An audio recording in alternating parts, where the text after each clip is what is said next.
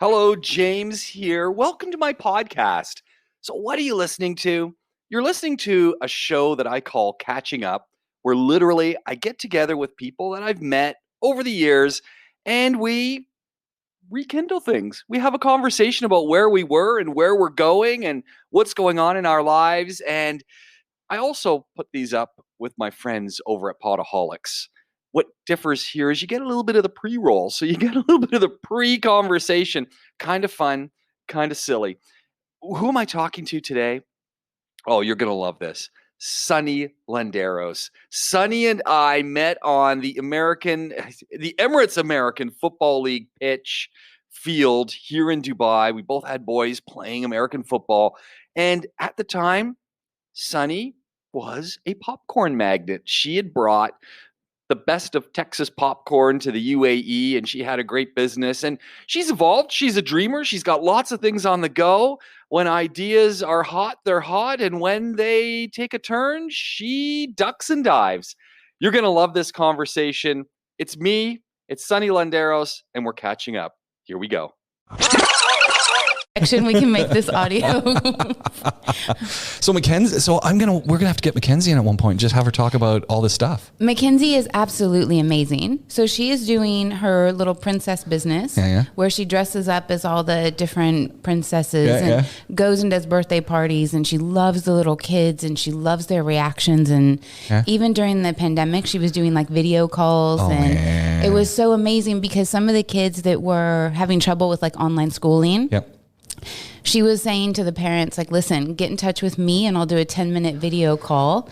And so Elsa was telling them to do a little bit better in school to try to do this. And it was really, really cute. And it was really good. We got to do a podcast with her. Yeah. If I could take over, like my goal in life is to take over Texas. And so I want to take it over. I want to revamp education to where the public schools have, much more education and real practical knowledge.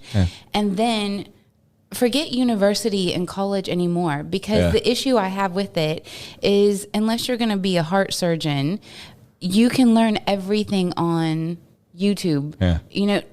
College and university was before we had a shared knowledge base where you could actually learn something. I'd rather be in a plane with a pilot that's only learned about flying rather than had to take 2 courses of chemistry and English and literature. Like that doesn't, I'd rather be focused. And I think it's such a waste of money for some of these kids that go into low paying careers because they love it.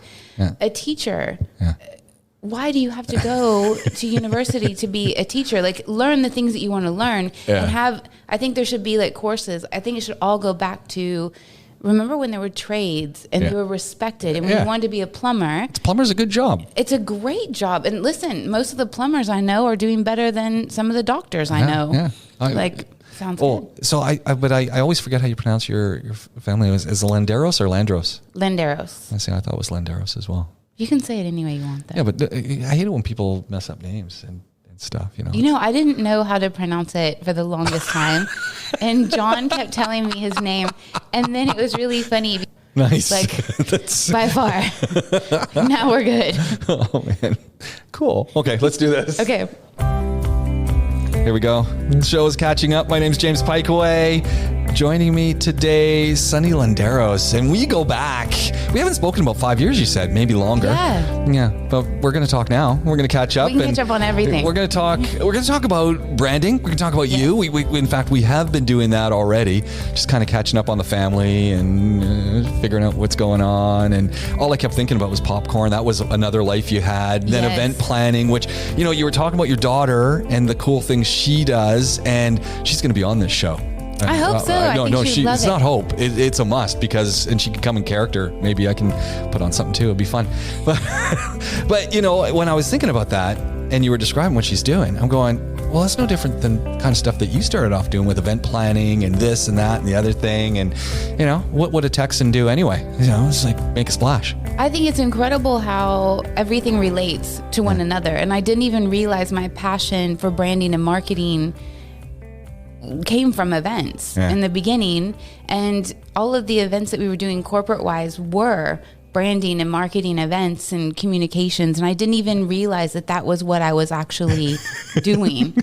Even though I had a marketing degree, I never realized I was using it at that point. And now it's come full circle back. And the families just kind of, and the kids, they just kind of take pieces of it and away they go. And it's kind of cool. Each one of them has done something related to it. And I loved the popcorn shop was a great opportunity to have teenage kids working in a business here. Child labor. It's one of my favorite things. It helped my bottom line a lot. They could work into the night, no problem. Oh man! But when you think about all of the different things we've done, you want to back up a second. We met literally through EAFL, the Emirates American Football League, which I have no idea. Is it still even going? Like, I know Dustin is doing stuff with recycling, or he was, and I know that I occasionally had seen posts. COVID kind of shut everything down, but I like to think that great idea, American football, and obviously I had a son who played it, but it just never really caught hold here. I don't think it caught hold, and I think it was so sad that it didn't, because what I did love the most was seeing that ragtag group of boys from all over the world learning and playing American football. It was like watching a Rascals rerun every week. And the little ones, and to the men's team, it was just amazing. And I loved those Fridays. Like, I really miss those. I miss coaching my peewees. I missed that a lot. It was a lot of fun. It was a great time. And actually, what a great group of people. Not just the Americans, but it was good to have a connection that way. Yeah. But then everyone else, and coming together and learning stuff. And like, I miss those days a lot. Yeah. I mean, it was a lot of fun. It was a lot of fun. And that was a huge thing. If my boys didn't have that, I think that would have been a huge miss for them. Being from Texas, football is life. Well, then you put us on to Friday Night Lights, the show, just because you said, you got to get context to this, because you guys would all be there, and there's a little bit of tailgating and things going to happen. And we're Canadian, right? So yeah, we got the CFL, and yes, there's tailgating, but it's not football. Canadian football is still football, but it's not the same culture where every school might have a football team, and it's Friday night is football night. That's not at home. And so when we watch Friday Night Lights, you said you got to watch Friday Night Lights. So we got addicted, and I'm going, now I get it. We were watching, now I get it. I mean, I remember football is legitimately part of my first memories of life. One of the first outfits I remember was a Dallas Cowboy cheerleader pajama. And the Cowboys are still my favorite team, win or lose. But going through, and then I was a cheerleader in high school, which was expected. And my boys, the minute I had sons, I knew they were going to play football. Like, there's no option. There's no other choice. Like, that's their job. And so Max and Mason were playing since they were 4 in the States. When we moved to Dubai, I was really worried about how are they going to have that culture, because in my town, we're from a small town, but we didn't have money for air conditioning in the school one year, but we have an indoor AstroTurf stadium for football. No AC in Texas where it's on, but we got AstroTurf indoors. Like, football. Football, that's all that mattered, was those football games on Friday night, and the whole town shut down by 5 o'clock. And everyone was at that game.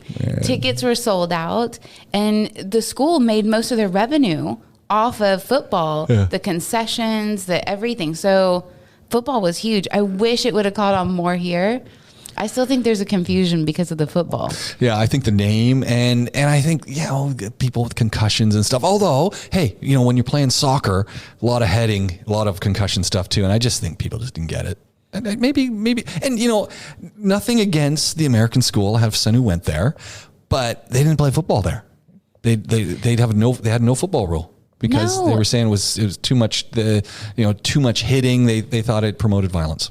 And see, I don't understand that, because to me, that is as American as you can get, and that's something that I think everyone should have the opportunity to be in. I was in every sport that I've ever played has a risk factor. I rode horses, huge risk factor. Oh man! And I was a gymnast, and oh my, I'm still paying for that, but I needed it. And I have the most amazing balance that I don't know if that really matters that much, but it makes me feel better.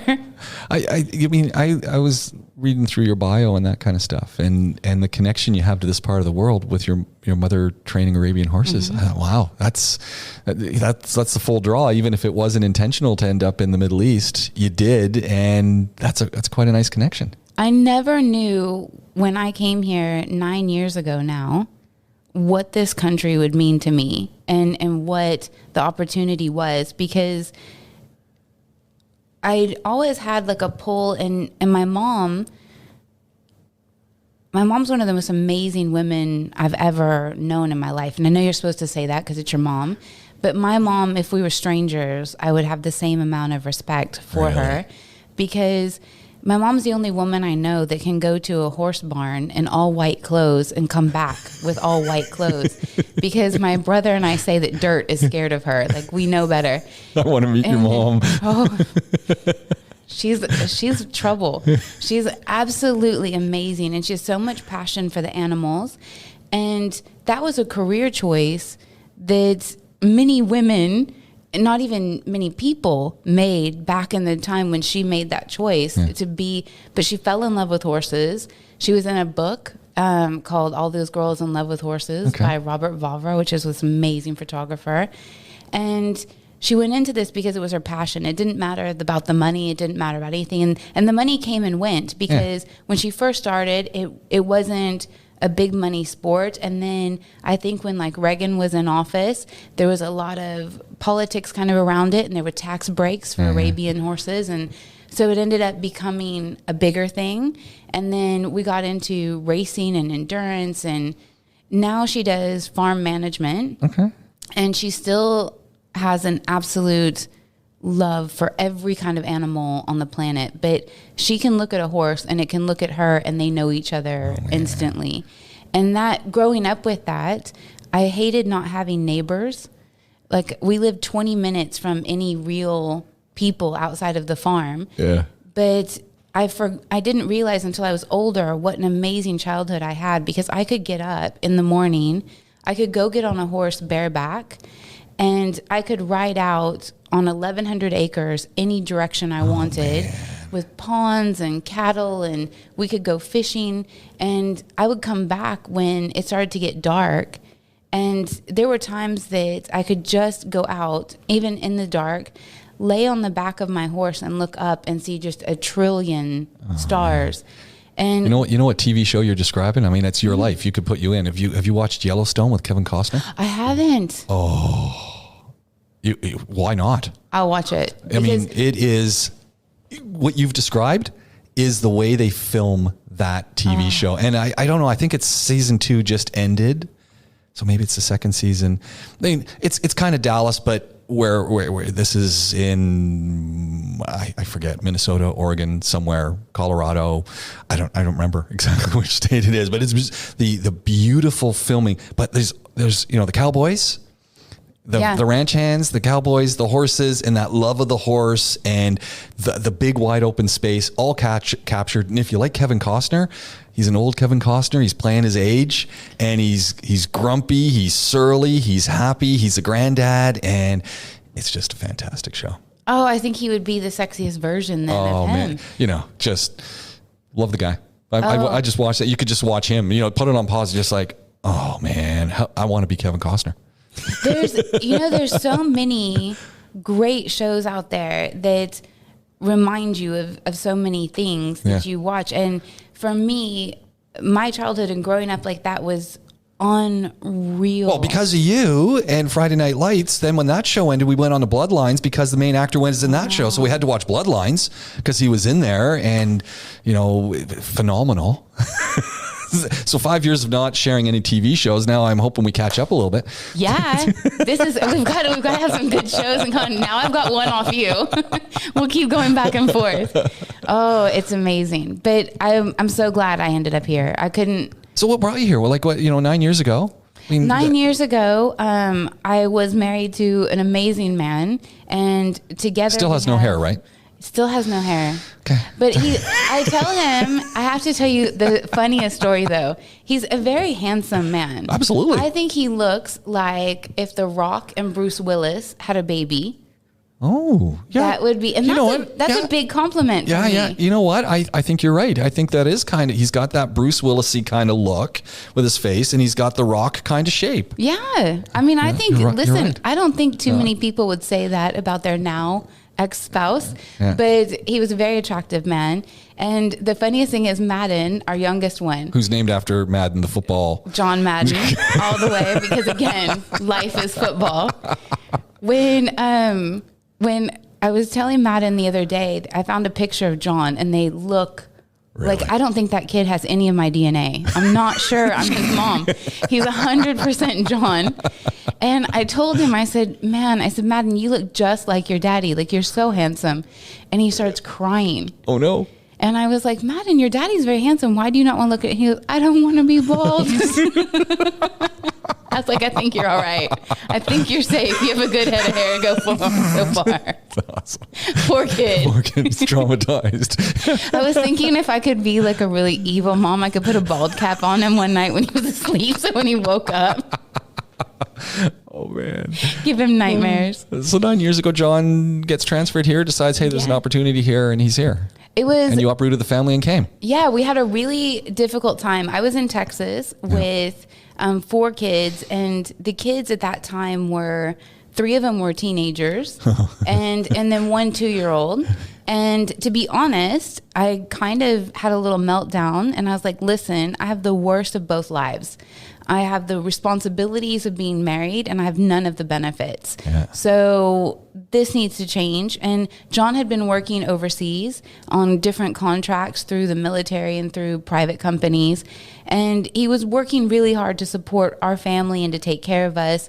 But at one point, he wasn't home for 13 months straight. Yeah, that's rough. And I know, like, I'm saying it from my side. I can't imagine how rough it was from him because he was also away. But when he got offered the job with the UAE and working with the military in Abu Dhabi, he called me and he said, hey, what do you think? And he was like, we'd have to move. The kids would have to move. Like, it's a whole nother life. He's up here. I'll be there. I'll be there in 21 hours. And I've never shied away from an adventure. Yeah. And I think John would give me credit for immediately saying, let's go, let's try it. And I didn't know anything about the UAE. That's incredible. Nothing. I thought I was moving to somewhere outside of Saudi. Yeah. And I was thinking it would be very much like what I had pictured as a small town Texas girl, Saudi Arabia would be like. Okay. And I was so pleasantly surprised. And I'll never forget, I moved here 17 and a half hours on a plane with 4 kids, 10 suitcases. I won't mention the airline that lost my 10 suitcases. Oh, no. I'm still angry. I still refuse 9 years to later, fly you won't fly them. Never. How did they lose all 10? And the thing was, that was all I brought. Oh, no. We didn't ship a container over. We didn't do anything. So John, in all of his wisdom, drops me off at Dubai Mall to grab some stuff for the kids and I. And Madden was with me. He was like a little over 2 at the time. And we were in Dubai Mall, and we're in a clothing store. And you know how little kids love to jump out of the clothes to scare people? Mm-hmm. He was in the clothes. I moved over to the next one, and he jumped out, and he scared this woman. Oh, no. And she was fully covered, abaya, shayla. And she screams and grabs him because he kind of jumps out at her like a monkey. So she grabs him, and I am terrified. I cannot believe my son's just scared this woman, and and at the time I had really long dark hair. So I come up to her, and she's speaking to me in Arabic. I just start bawling, losing my mind, crying. I was like, I'm so sorry. And then she was like, oh, you don't speak Arabic English? And I was like, yes, perfect English. And she's talking to me, and she asked me about something. I was apologizing. I'm like, listen, I'm sorry, I'm so emotional. I'm just jet lagged in my clothes, and I'm telling her the whole story. And she's like, oh, when did you get here? And I was like, yesterday. And she was like, oh my goodness. And she stopped and took me for a cup of coffee that turned into 3 hours. We're still friends today. Amazing. And she was like my first introduction to local culture. Yeah. And my God, I never want to go back. Like, I'm so in love with it here. And I hate the idea every time I go home when people talk to me and say, oh my gosh, like, but what's it like being a woman and working in the Middle East and living there? Yeah. I'm spoiled rotten. Like, why would I go back? I have everything on earth here. And it's the opportunities as well. Oh, I feel you have so many great connections. It's a huge metropolis, but Metropolis? Metropolis. Yeah. That makes me think of a movie. The Batman? No, the kids movie with the evil guy, and he always mispronounces it, and he always calls it like Metropolis. Like, it's funny. Sorry, digress. That's okay. For me, the opportunity, especially as a woman, has been unbelievable because everybody knows somebody that you need to know. And if I need to make a connection, it's one of the easiest things to do. And especially you build a reputation here. And when people know that you're not going to waste their time, you're not going to do this, they're happy to connect you with whoever you want. And it makes business go so much faster and smoother than back home. Sometimes I think it backfires because you almost have to know somebody to get something done. But on the Mo side, I feel that the opportunity here to do business all over the world and to learn, I thought I knew global marketing when I was in the US. Yeah. And I didn't. I knew how to translate content from one thing to another, but I never knew how to actually change my message and adapt it for each place that I'm doing business. And I was lucky because I had this amazing diverse team at the last company that I was working with. And if we wanted to run an ad, I could pull it up and I could have someone from Syria, someone from the UK, someone from China, someone from Mexico, all look at it and tell me, no, this means this to me. I don't get this. I like this color's wrong, and have it all exactly pretty perfect. incredible. Like, you would never get that anywhere else. Yeah. Like, I love it. I love the fact that for so many things we do here, you kind of get this idea in our brains and they say, I want to try doing this. I'm going to start it up. And, you put some of the things together and maybe you do it, maybe it goes for a while and it works. And then situations change and things change. I mean, you had that with the popcorn company. Yeah. The popcorn company. And what a great idea though. I mean, what was what hit your brain with that one that said, I need to do Sonny's Pop? Oh my gosh.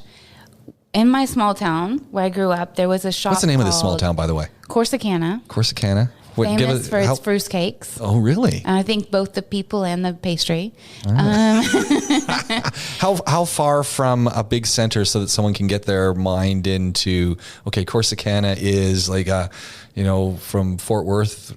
Corsicana is an hour and a half south of Dallas. Okay. 2.5 north of Houston. All right. On the highway that connects them on I-45. All right. And so it's kind of in the middle of nowhere. It's very much in the middle of nowhere. And actually a friend of mine from Corsicana lives in Dubai as well. Oh, wow. So Awesome. she's been here, I think, 5 years now. And so we're the only two people, we joke we're the only two with a passport. But I think we're definitely the only two that have come this far. You might not be joking, actually. It's pretty... I'm going to say... I don't want to say... I'm not trying to, to diminish Corsicana, but there's a lot of folks in the U.S. who just don't travel out of the U.S. So they don't have passports. No, and that was one of the reasons I wanted to move here. I wanted to, especially if you have a big family, it was just not practical to travel anywhere. And now, and thanks to the EAFL, to run that back in, my kids have passport stamps that I don't have. Yeah. The boys went to China. Those things were absolutely incredible. Germany, like Singapore. I'm trying to remember all the places they went. And it was just, what an amazing opportunity that they wouldn't have had anywhere else. And same for me, and working for private aviation has been incredible. Going different places and, again, working with so many different people. Oh, I loved it. But Corsicana is definitely a small little town, really good people. When I was growing up there, it was a dry county. All right. So we didn't have alcohol at all. So, again, felt like home. Yeah. And slowly it's changed a lot, and it's gotten a lot. At the time that I was there, I think our biggest draw was a Super Walmart. Nice. And that was like the hangout that we had as well. Like after the Friday night football game. Hit the Walmart. Like got the parking lot. The kids' favorite thing was snow cones. Oh, man. And we had to drive through snow cone stands, Lovely. which you could get alcohol in sometimes if you knew the right people, knew the password. But it's amazing. And now the sheriff of the town is an actor. Wow. And he's been in a bunch of different movies, and he produces movies. And is he recognizable? Would I recognize him? His name is Robert Johnson. Okay, I'm going to look him up. And I'll show you some pictures of him. The role that he played that was closest to my heart was he was in the remake of Dallas. Okay. And that was everything, because Dallas was everything. I know. I couldn't watch the remake because I just remember Dallas. Listen, I didn't watch it. You didn't watch Dallas? I didn't. Not the new one. No. I only watched the old one. That's it. I just can't watch that. I mean, as much as I want to watch the new one, it's like, no, I just can't do it. No, that was too much of my life. Yeah. Like, I remember everything. My sorority. That was appointment TV. Like, it's like Dallas is on. I think everyone was glued. And like, the Who Shot JR was heard around the world. I remember people in China saying, "Who shot JR?" We actually my sorority did a mixer, Who Shot the Alpha Gam, at the South Fork Ranch. Awesome. It wasn't nearly as impressive as it was on TV. No, it's small little place. Like, it wasn't even a normal size house. It was pretty small. That mansion, TV magic. Yeah. It was incredible. So how'd the popcorn come into all this? So in my little small town, there was a shop called the Popper Shop. All right. And it was owned by two of these older women that were adorable. And they used to do these gourmet popcorn flavors. And that was before cheerleader tryouts. They would always like make blue and gold, which are school colors, and you would get that as a package sent up to the school, or for birthdays, or for Christmas, and all sorts of stuff. And we used to take it to, when we went to Houston to a friend's house, we used to always take it with us. And they didn't have a lot of flavors, but they were like 10. Okay. That's a lot. So when I grew up, I had 50. So comparison. When I grew up, it was always like associated with a really cool thing. And so I started making it, and I started making popcorn and experimenting with it when I was here. And it was a great snack for I just remember your kernels were giant. They were abnormally big. We imported all organic corn. Okay. And that, one of the things that was really important to me was, if I did it, I wanted to do it right, and I wanted to do it really well. And so I started like messing around with recipes, and then we started bringing in like Arabic influence as well. We had the za'atar flavor, and we had, the best one was the Eid one, was my favorite. And so we brought all these in, and we wanted to have something that we thought would be good here, and it would be a good snack and everything. And we did it, and there's a lot of lessons learned from it. I don't think that everyone should be an entrepreneur. I would be one. I'm really good at my job. I'm really great at marketing it. I was great at making it. I can admit those. But when it came to scalability and operations and deliveries and employees, that's where I was really weak. And when you can't get those things right, you can't be successful. And so I'm lucky that we ended on a really good note. People have a really good reputation from it, or memories. I still get requests every once in a while. But, do you still make popcorn yourself? Do the flavors at home just every now and then? Whip something up? Yeah. Sometimes. I can't do the some of the flavors that I would love to do, because I need like a big industrial strength machine, and I don't have that now. But I mean, I loved it, and I miss it sometimes. And ironically, when I went to interview for a job, the owner of the company said to me, "Wait a minute, you had Sonny's Pop?" And I'm like, "Hey, that's my favorite popcorn." And I think I got the job more for the popcorn than my actual role. And so ever since then, like, I'm very proud of it. Yeah. I definitely never want to do it again. I learned my lesson for sure. But have bittersweet memories. It was great when the kids were here too. It's a lot of time. I mean, that's the other thing. I mean, as an entrepreneur, it was 24/7. I mean, you always troubleshooting, and then you were at the right markets, and then your distribution to the cinemas and around, and deliveries, and you've got staff, and the staff have got issues. You know, they've got families, and it was. Honestly, the popcorn was the greatest piece of it. Yeah. And the people, like some of my clients are still friends of mine now. Like the connections that I made are amazing. And those things were the best part of it. But, you know, it put a lot of strain on our marriage. And when you talk about a business with anyone, you know, business is already hard. And then you talk about a relationship, which is already hard. And you've got teenage kids, a relationship and a business rolled into one. It's going to be really tough. And I think it takes a lot of strength to survive that. And unfortunately we didn't. It caused us a lot of issues because we couldn't turn off. You know, that's the problem, right? When was work? And for us, you know, John was working full time. I was working at the shop full time, and there were days where we would have 3 right markets in a day. Yep. So we would be in Abu Dhabi, and one morning John would be at Zabil Park, and then we'd have to go to the night one in Al Barsha, and we were just exhausted. And and of course, you know, when you snap at somebody because you're tired, it turns into everything else that's wrong on both sides. Like, oh my goodness, you left dishes in the kitchen sink this morning, and then it turns into, and at the shop you didn't put the cheese away, and it's on and on and on. So it was a really, really tough struggle. We had some good employees. I will say I was lucky in that aspect. I had an amazing local partner that supported me and really helped me make sure that I was doing the right thing. And he's actually the one in the end that came to me and said, look, I know that you love this. I know that it's your passion, and I know that you're having fun, but what are you getting out of it? And that's a big question. Like for someone else to notice it and to see things maybe unraveling a little bit on the seams, and to say, hey, you need to have a thought.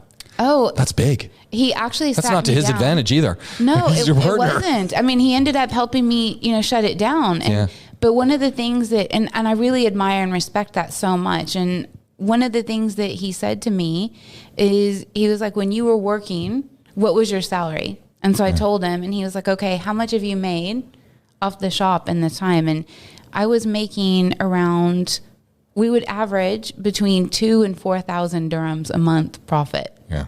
That doesn't work. And we're working 7 days a week, sometimes more, you know, over the night. And there were times when we had orders for the cinema that we were, you know, working 24 hours a day to get them out and make sure that they were stocked in rack. And it was such a great experience. Great lessons learned. Amazing lessons learned.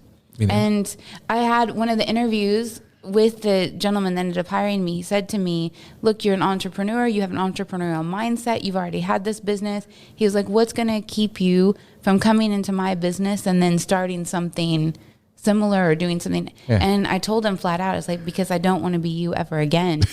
And I was like, I've learned my lesson. I was like, I want at the end of the month, I want that little ding in my account, and I don't have to think about it. I don't want the employees. If this place burns down, I walk away.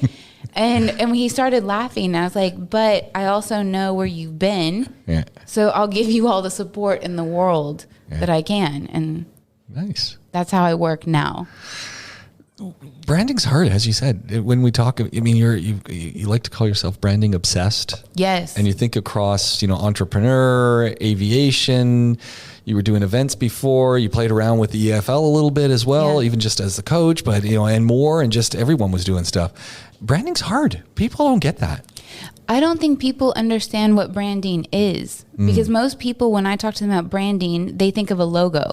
Yeah. And that's it. And while, yes, that is a huge piece of the identity, and then I get upset because people think of the logo, but yet they won't spend time on how they come up with the logo, instead of really looking at what will attract, what will change things, what will give the impact to my target audience. And now marketing in general has evolved so much. And my role most of the time is a 360 marketer, and I have to do all of it. But branding is my passion, because that is what is said about you before anyone knows anything else. And if you look at Coca-Cola, they're worth more as a brand than they are as a beverage company. Nike, I would say, is the same. And Burger King right now, people don't understand what their new CMO that's doing these crazy ads and the ad thing they did last year in the UK blew my mind. No, the one where they were, it's all Whoppers. The whole year they had Whoppers and the show on the Whopper and the show on the Whopper. And they said every single ad that we had in Up with the Whopper had our competition in it as well. And so then they showed how they did it. And they said, so you got the big Whopper, and then they showed the making of, and they moved the Whopper, Big Mac's behind it. Right. And they put Big Macs behind every single Whopper ad that they did in the UK last year. Everyone had a Big Mac in it, but the Whopper's bigger. So you couldn't see it. But I'm telling you, their campaigns have been so incredible, and it's built their brand again. Yeah. And I think that's where people don't understand the difference between branding and marketing. Yeah. The campaigns are the marketing, right? But they're building the brand. Most of the time, it's the opposite. It's where the brand is building and guiding. And you look at like Hermes, you stamp that logo on it, and it's all of a sudden worth way more than it ever was as just whatever the product was. And not to say that they don't have an incredible product and great quality, but it's still, you're paying for a name, you're paying for that brand. And so for me, I love building brands from a subliminal standpoint as well. Okay. So when people see that name, when they see that name, they just say, I got to have it. Yeah, completely. I want to think about when we redesigned the JetX logo. When I came to the company, it was this yellow and black square, and it said JetX flight support. And I asked the owner why. And he was telling me that he chose the orange because he thought it was something really interesting in the industry, because most of the players are gray and white and blue, and that's about it. Occasionally a touch of red. And he's right. Most of them were. And so this was a standout color, but he kept calling it orange. And I was like, it's yellow. And he goes, no. The name of the color is actually orange. And I was like, the first thing that they teach us is it doesn't matter what the name of something is or what you call it. It's all about perception. Yeah. It doesn't matter if I tell you the message. It's what you receive from the message that I'm telling you. And then he kept telling me all the time they wanted me to think out of the box. And he pushed me really hard to do that. And I was gave you permission to. Oh, completely. I mean, he let me put a mock-up in Dubai Mall of a jet. That Honda was pretty awesome. And, when I would come up with insane ideas, he was the first person to cheerlead them all the way through. And that meant a lot. And it means a lot for someone as passionate as I am, because I wanted everyone to know this company's name. And I can legitimately say I know I made a big impact with that. And that was something that was so important. And he kept saying, think out of the box. And I was like, but how you put your entire brand in a box? Yeah. Get rid of the box. And no one wants to do that, though. When we started doing all of these things, and now you look at it's a totally different perception with the brand. And I think people that rebrand sometimes go in and make really catastrophe mistakes, like Gap when they rebranded. Then they had to go back to the original. Coca-Cola did that at one point too. They had to back up. And you go back to their classic, and it's amazing. Like it's a perfect logo. Don't mess with it. Yeah. And yet Deliveroo has done a really nice rebrand recently. Well, I guess it's been about 2 years now. They did a really nice one. It's cleaner, it's more fun, it's more funky. And if you look at Deliveroo and Talabat as an example, they offer the same exact service. I would say the same pricing. And if you are going to order, I would say a higher end meal from delivery, you're most likely going to order from Deliveroo than Talabat. That's a brand. Yeah. That's the difference. Talabat, you'll order KFC, you'll order Pizza Hut, you'll order McDonald's, you order these things. Deliveroo, you'll order Tasha's, you'll order Mason Mathis, you'll order the other restaurants, even though they're both on both platforms.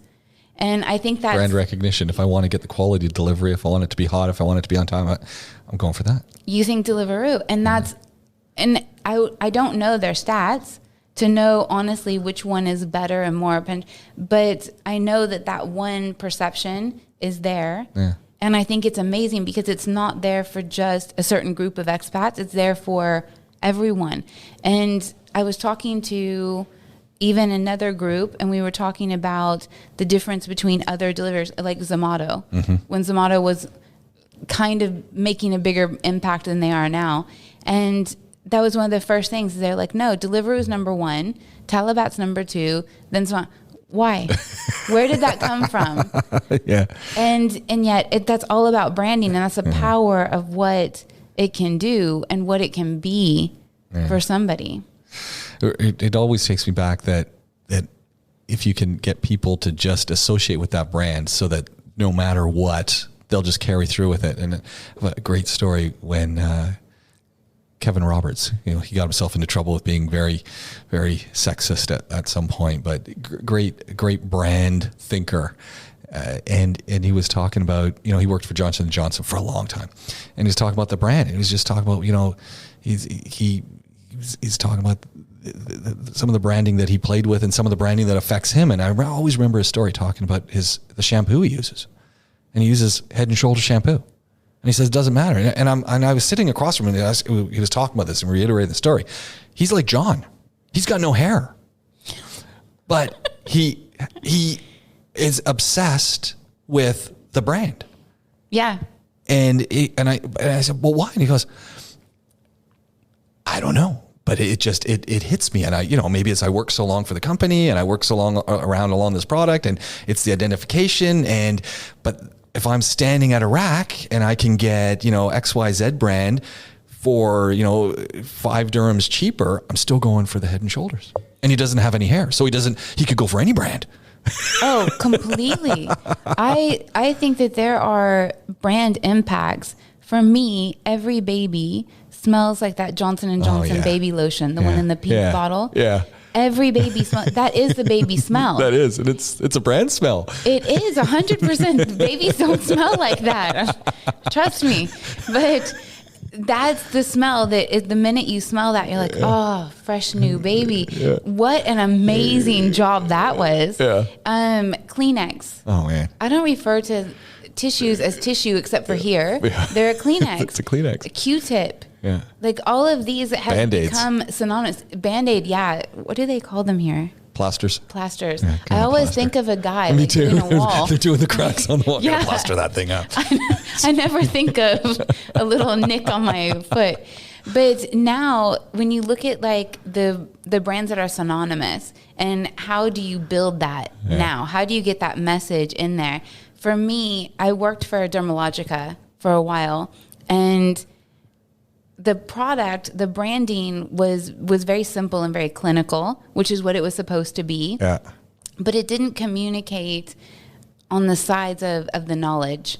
It made it look almost generic versus, scientific and like this amazing product. And I'd still argue that they need a rebrand. No, I think they do actually. Oh. It's too clinical. It is, and it's, for me, I understand that what the founder of the company was trying to communicate, but again, it goes back to the perception. That may be her perception, but is it the perception of the target audience that you have? Because if I walk into a store and I have a selection of all of the skincare products, I'm not going to choose it other than because I know so much about the product from working for the company. I do because I believe in it. But now my favorite marketing is Huda when it comes to beauty. Holy cow, she's done unbelievable. And her campaigns. Huda Katan, Huda Beauty. Check her out. She's First of all, I love the products. Her and her sister. Her sister is the marketing genius. Oh, I mean, who does great with stuff, but her sister is the marketer and the brander. Like, she's the one who really is playing with it. I mean, they're a team and they work well as a team, but wow. Yeah. Some of the things that they have done, one, I love the products. So that's, already point one. But the fact that I wouldn't have tried them if they weren't, the way they're packaged weren't a little bit different. And every single piece is a little bit more special. Yeah. But then when I started to notice the campaigns, I was so impressed. And I love, like, even the little names of the products. NARS always had really fun, kind of cheeky names, but they bordered on a little raunchy. Yeah.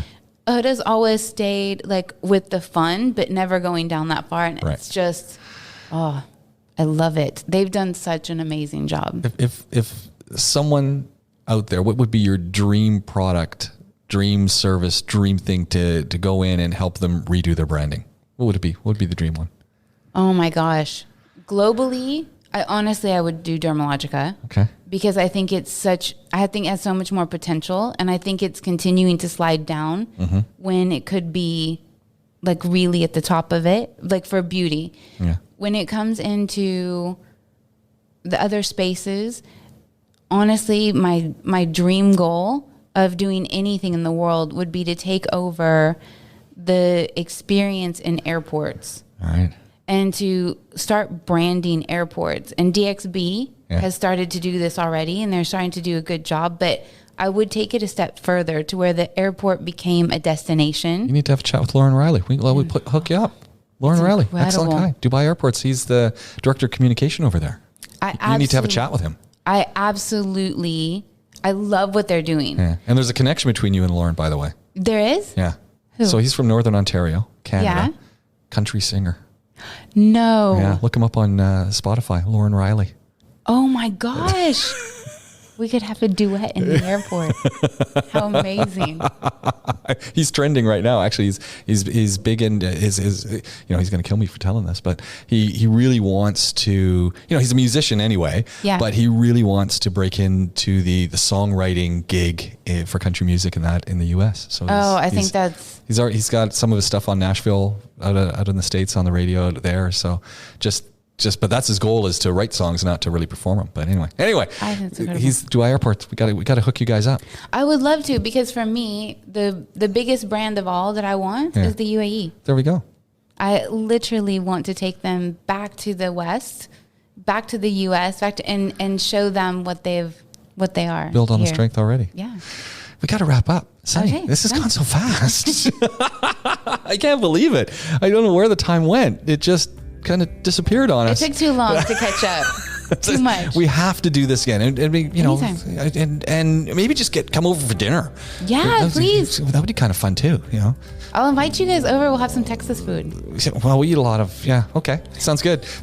You've turned us on to all that stuff too. We got the cans of Rotel around, and we got this. All right. I got the Cholula in the fridge. We're ready to go. Speaking of which, have you had brisket from Matsar Farms? No. Change your life. There's a whole bunch more to talk about. Change your life. Sunny Landeros is who I've been talking to. This is Catching Up. Podaholics is how you're listening to us. Coming to you from the podcast suite at the Rove Hotel downtown in Dubai. Music by archesaudio.com. You want to find out more about us? Simple. Just Google Podaholics with a K, and you're going to love what you hear. We're going to do it all again real soon. You've been listening to Catching Up right here on Podaholics.